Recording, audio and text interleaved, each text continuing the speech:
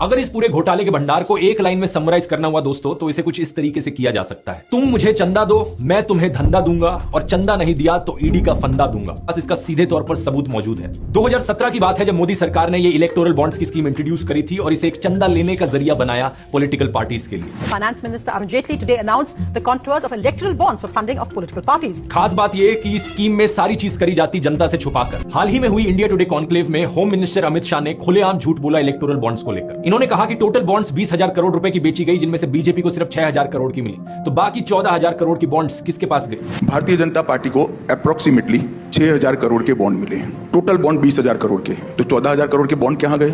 इनके सामने एक टीवी न्यूज एंकर भी बैठे थे जो हाथी की खिचड़ी खाकर बैठे हुए थे। या तो ये भूल गए या फिर हिम्मत नहीं हुई इनकी अमित शाह को फैक्ट चेक करने की, क्योंकि एज पर ECI data total bonds 20,000 crore की नहीं बल्कि 12,700 करोड़ की थी। बीजेपी पॉलिटिशियंस और गोदी इन्फ्लुएंसर्स बहाना मारते हैं कि बीजेपी तो बहुत बड़ी पार्टी है, 300 से ज्यादा एमपीज हैं, इतने सारे एमएलएज हैं, हजारों पार्टी वर्कर्स हैं, तो उन्हें ज्यादा चंदा मिल रहा है तो जस्टिफाइड है ना। और अगर हम चंदा कलेक्टेड पर एमपी की रेशियो निकालेंगे तो बीजेपी की ये रेशियो बाकी पार्टियों से कम निकलती है। इसका मतलब बीजेपी उतनी बुरी नहीं है जितनी और पार्टियां हैं। कोई सेंस है इस बात की?